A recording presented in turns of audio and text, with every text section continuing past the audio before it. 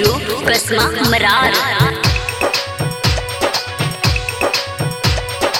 Maithili star Gupta music के studio कसमा मरार।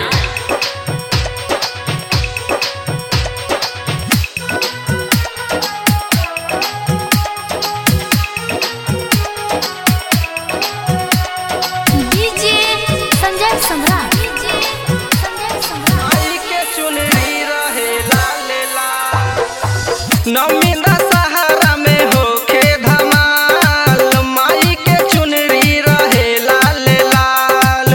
उनके कृपा से चले जग संसार, माई के चुनरी रहे लाल लाल। सावन दशहरा में होखे धमाल, माई के चुनरी रहे लाल लाल।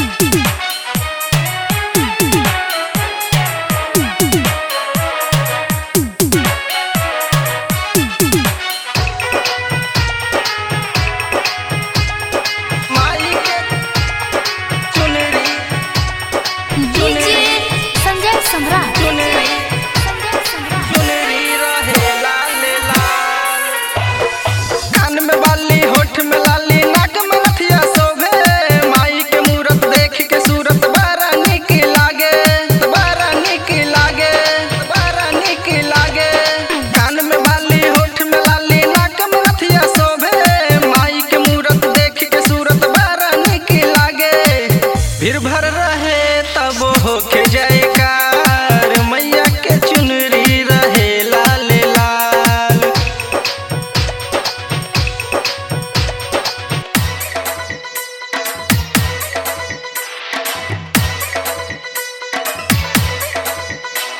बोला बोला मैया देवी की।